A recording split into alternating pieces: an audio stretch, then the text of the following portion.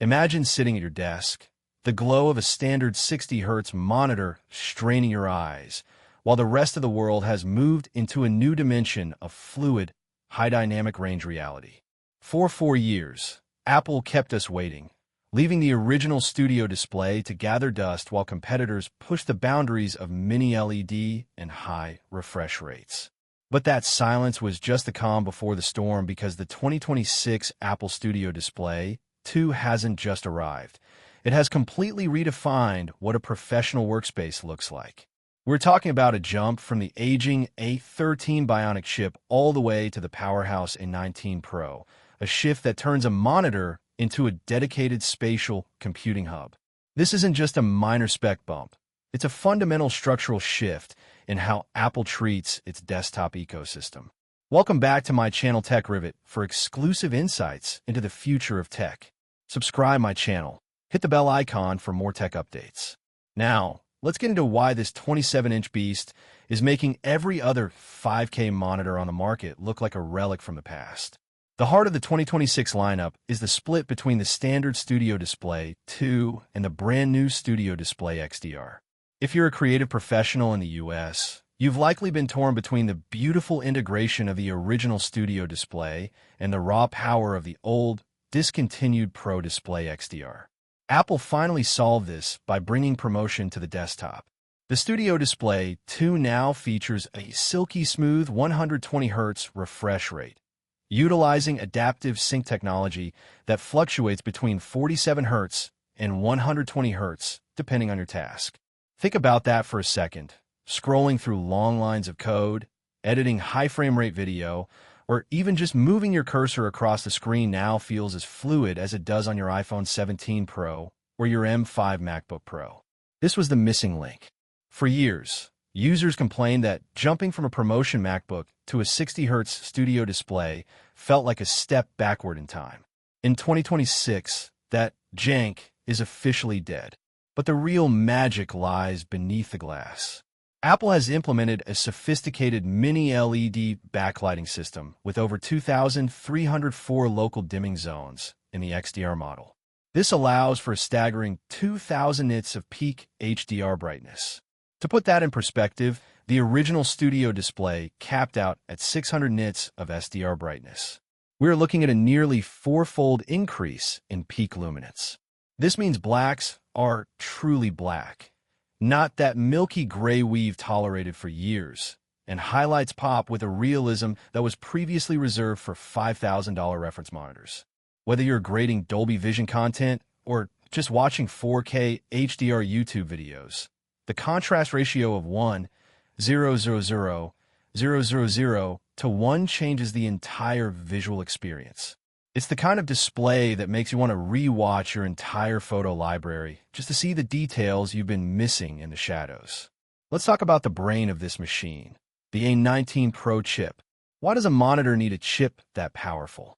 Because the Studio Display 2 is no longer a dumb peripheral. This chip manages the most advanced version of center stage we've ever seen.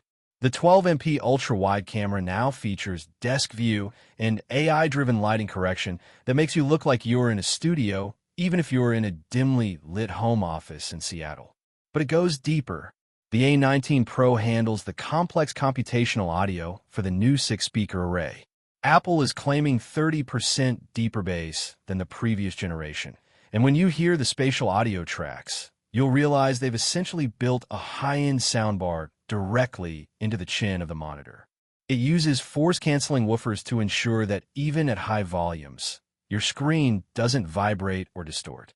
It's a feat of engineering that justifies the premium price tag. Connectivity was another major pain point that Apple addressed with a vengeance in 2026. The move to Thunderbolt 5 is the headline here. With up to 120 gigabits per second of bandwidth, this monitor isn't just receiving a signal. It's acting as a high-speed nerve center for your entire setup. You can now daisy-chain multiple 5K displays or high-speed RAID arrays without ever hitting a bottleneck.